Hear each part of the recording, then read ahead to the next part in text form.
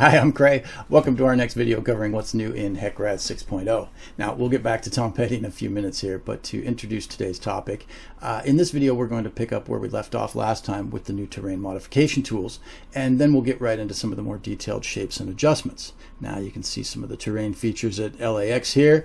We're going to make some of these adjustments and get these features looking a little more hydraulically accurate for a flood model. So hopefully, as you'll see with today's topic, some of the capabilities in HEC-RAS are not just useful for nerdy water engineers like me, but they can be fun for anyone who wants to modify 3D surfaces as well. Now, for those who are brand new to this, HEC-RAS is free software. It's available for anyone on the planet to download, no license requirements. If you are just getting started, I'll include the software links below to download it, and some links to the tutorials that you'll need to get set up with terrain files and starting your new project. So at the end of the last video, that was in part 4, we grabbed some free LiDAR data of the LA area. This is high resolution enough to pick out the planes that you can see here. You can access this yourself through the NOAA site, or alternatively I will include a download link in the description below where you can grab some of the resampled surfaces that I'm using here. In part 1 we had this huge tsunami, which you can see hitting LAX here. We had that hitting the Bay Area. So let's zoom out and see what happens to the LA area. So here we have LA, Hollywood, San Fernando Valley. Let me get myself out of the way here so you can see the flood come through. This is again that same one that we had hitting the Bay Area, and now we come up and it's going to hit LA and then come up through the Glendale there and up into the valley. So with that one, let's see how some familiar sites fared here. So in order to have a look here, I've set a flight path just like we did in part 1. Let me zoom out on that and you can see where we're at. This is going to be just our approach into LA. Last time we left off near the St. Francis Dam, and now we'll just come in, make a circle around LAX and take our landing here. So I'll open up the 3D viewer as we did before. That's the button right here. So when I open the 3D viewer, I have to select which plan to view. I'll go ahead and open that up, and after it initializes, it will take us to kind of a bird's eye view. Now I could pan around and zoom around on this one right now, but I'm going to go ahead and first open up the flight path that I had already set here. There's the shape file. When I start this, again, it's going to take me way up in from space, from satellite views. I can use the middle mouse button to get down to a lower elevation. I can also use the middle mouse button when I hover over the angle here to look at the horizon. I'll go ahead and pause this and back up a little bit and set the levels where I want them to be. So again, if I come around here, I can use the control button to come down to a lower elevation. I can use the up and down arrow keys to change my angle. Let's go ahead and restart this, and then we can see the flood come and go again here as we watch this come up toward us now from a different angle. Let's go ahead and get back to our flight path. I'll drop it down a little lower so we can see the features in the terrain a little better, and then we can then restart this. Now maybe we'll bring Tom Petty back into things here.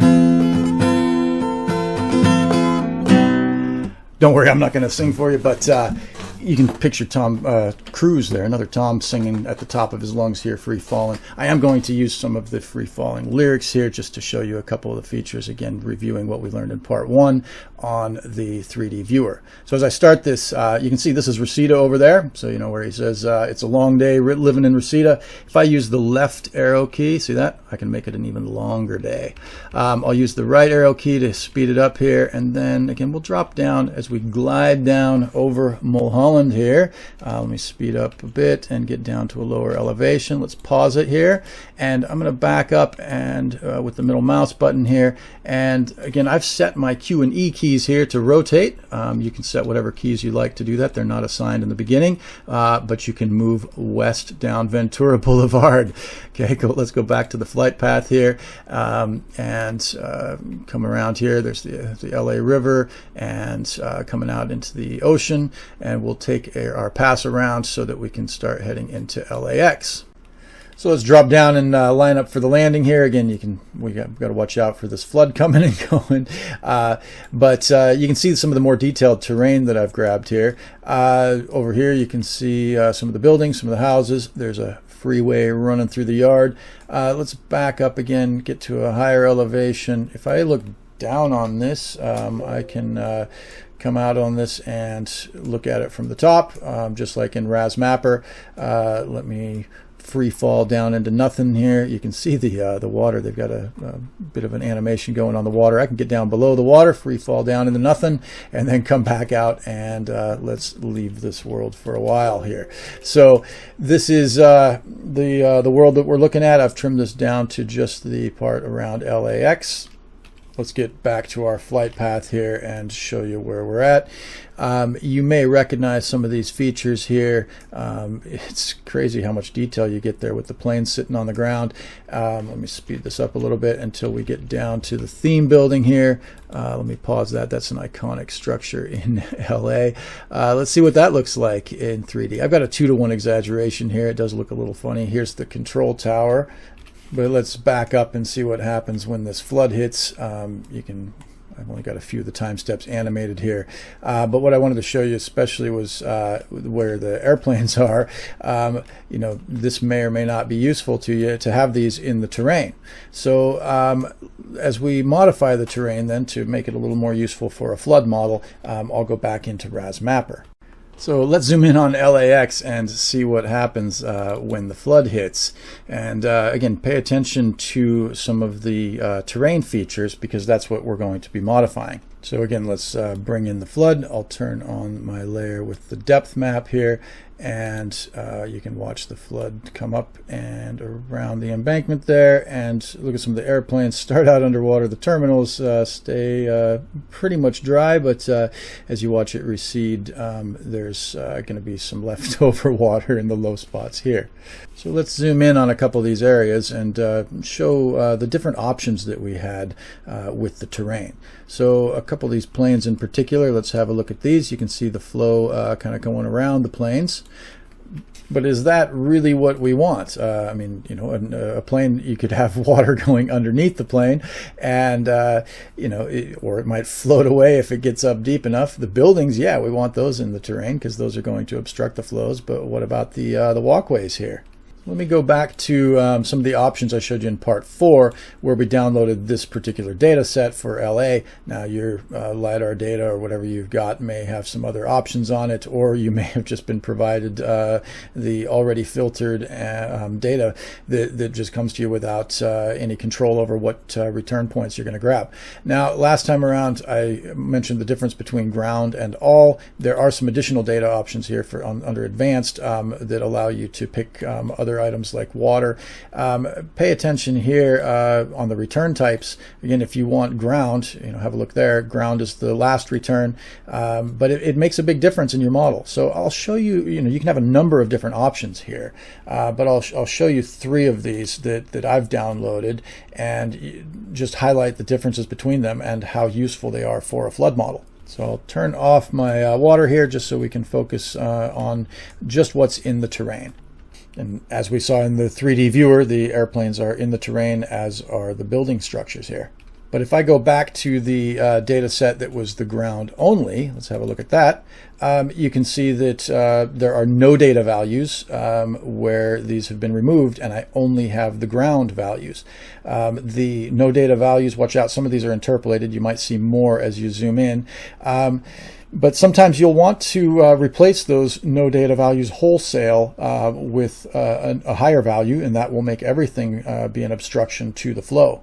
So again, the 3 options here are to deal with the no data values in the ground only layer, deal with the merged one that has them all together, or to do some sort of combination. Now here, if I combine these 2, then whatever was underneath the no data values is going to be honored as the terrain for the hydraulic model.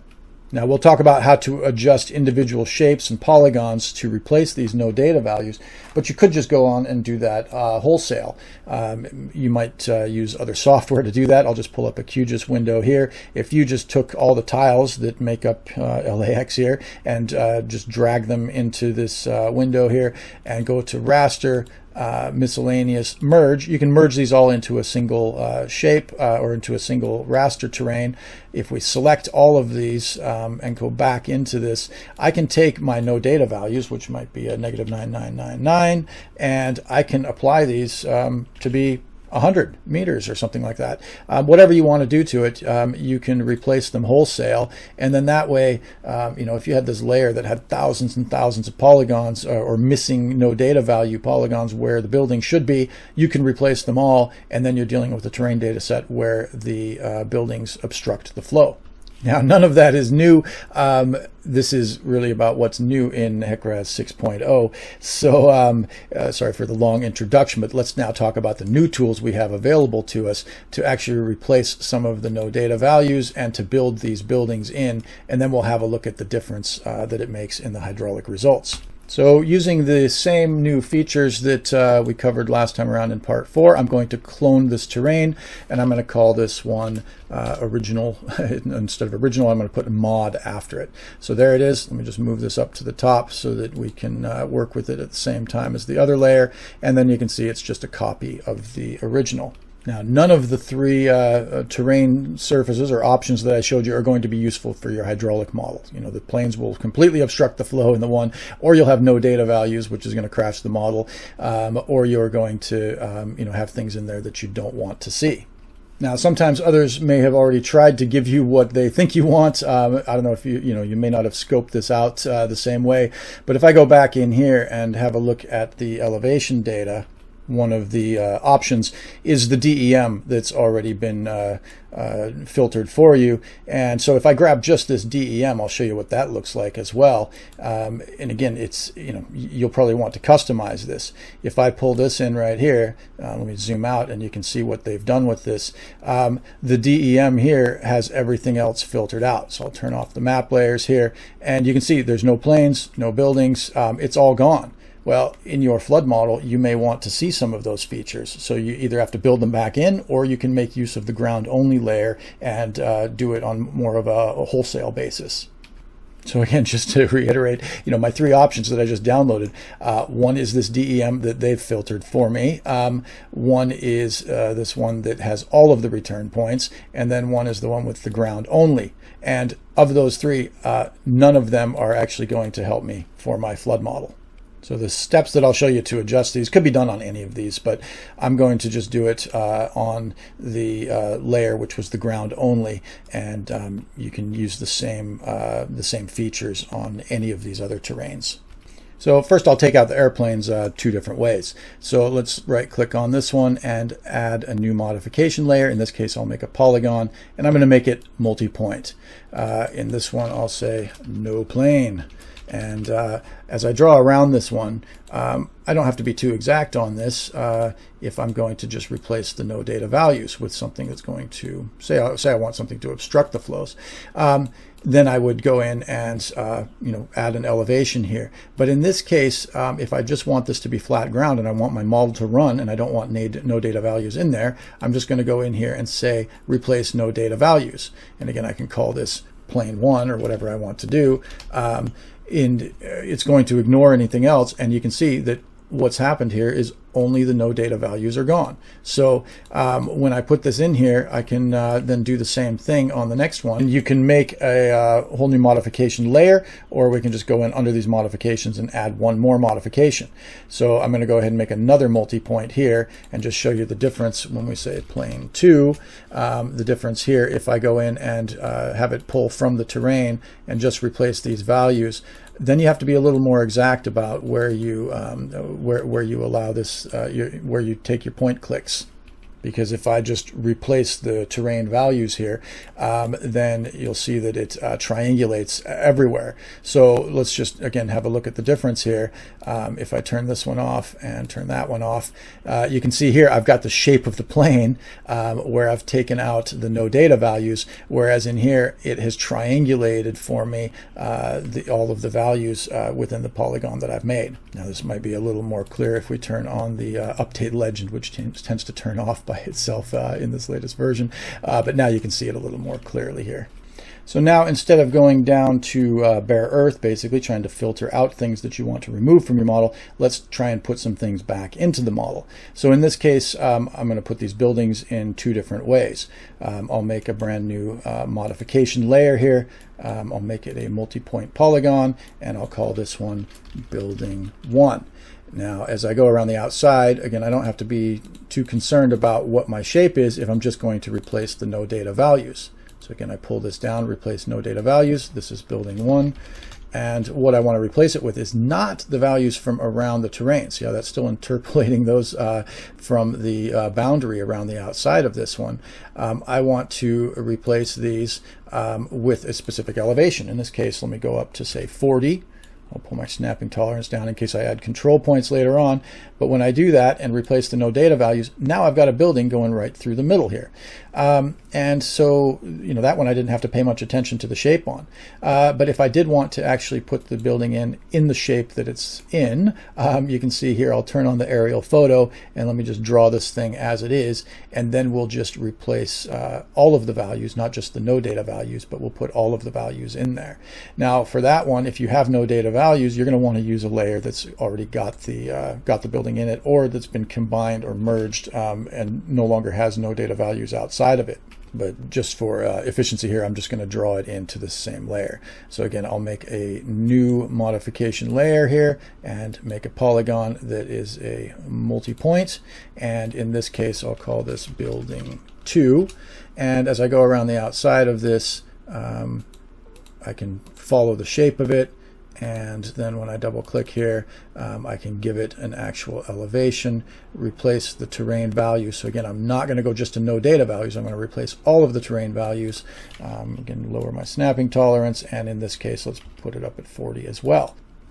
So if I pan around here, you can see then if I highlight the terrain surface, the runway, the tarmac here is at around an elevation of 31. So you can see now instead of no data values, I've got a value in there that's close to the existing ground. And then when I come out here to the terminal building, you can see it goes up to 40 there around this irregular shape, whereas here it goes up to 40 on the regular shape. Last thing I want to show you here is how to actually make this thing in a little more detail. So we'll add some control points. Now I've put this same flood into Google Earth here, so let's just have a look at what we're seeing here, just so we can get the shape of these buildings a little better. I'll go down below the water surface here, and let's find these buildings. You can see the couple of buildings poking out there. Here's what we're talking about. See the shape of these things? If I get down under the water, and again, this was just using the export command, like we showed you in one of those last parts, you can see this building is actually lower on this side than it is on the other side. So let's see if we can use control points to make that same shape. It is amazing the amount of detail you can get out of Google Earth these days. Let me turn off the flood here and I'll show you what I'm talking about. You can even see the logos on the planes, and you can see some of these individual little cylinders. We'll go through and show you how to do some of these things and make some of these shapes in some of these future videos. You can see as I back out, I'm actually inside one of these cylinders here. See that? So it's amazing. Let me go actually show you that theme building too, because that's a pretty fun one. So let me pan over and show you what I'm talking about. That iconic structure, you can actually look at this one here, and let's have a look at the control tower. And so you saw what we did there in the 3D viewer, but have a look at this. We'll be able to drape, I think in some of the future versions, drape some aerials on there, but you can look right inside of it. So anyway, yeah, play around with that if you want to have some fun with 3D. So now we'll take it back to this area that we're looking at here on the tarmac and make this building in using the terrain modification tools. So for this one, I'll go ahead and add some control points. So in this case, we'll get into some of the more detailed shapes later on in future videos, but let me just do a basic one here. We'll put in some control points to try and simulate what we've actually got going on here, which is a lower elevation deck here on the north and something higher on the south. I mean, sometimes you might have a building where part of it gets overtopped in a flood and the other part remains high and dry. So in this case, when I put my shape in, it all went in at 40. But I used a pretty small snapping tolerance so that I could put in some things that are nearly vertical. But let's look at what happens if I try to put in a few of these here. I'll go down to an elevation of 30 on this end of the building, and same thing there. I'll put it at 30, and then next to it I'll come up here and go to 40, and on this side I'll do the same and go up to 40. So I can get more detailed and put some other points in there, but you can see as I hover around, I've now lowered the elevation there in this part, and I've got it higher up in here. So again, I can go around the entire thing, and we'll do more of that in the future in some of these next upcoming videos. But I did just want to highlight this right now and just show you the difference when I have modified the terrain, how it affects the flood levels, and in particular the flow paths. So I'll turn this off here. Let's just go back and turn on my water where I've got this flood coming in. And again, in the original run, when I pulled it off or pulled in the flood waters here, everything was being obstructed. So I'll go and turn on that terrain file, which I think was this one right here. So you can see, individual planes, the walkways, the buildings, everything is obstructing the flow. In reality, if this flow is only 1 meter deep, it'll go right under the plane, and maybe the plane's wheels become piers. And as we've seen with Captain Soli, when it gets too deep, they wouldn't actually overtop. You could just go out and stand on the wings. So now let's have a look at the same area with the modified terrain and see what happens here. I'll turn on the modified terrain and turn off my other terrains, and turn off this flood and turn on my modified flood, which now does not see any of these planes in here right now. And you can see though that the irregular shape of this building is accounted for, and then in this case it's a regular shape of this building. So if I turn on my particle tracing, you can see the flow direction is going right through it. And again, if I look at this building right here, I can, there's the one that I did right there with the lower flood level on the lower side of it, which is dried out, and see how that gets hit first. And then the other part is still dry until the flood gets much higher. So again, have a look at what this means for your own flood models. Obviously we don't flood airports a whole lot, but you may have some odd-shaped bridge piers. You may that need to come in or out of the terrain. There's all sorts of cool things that you can see here that might require some modification if you wanted to make this hydraulically accurate.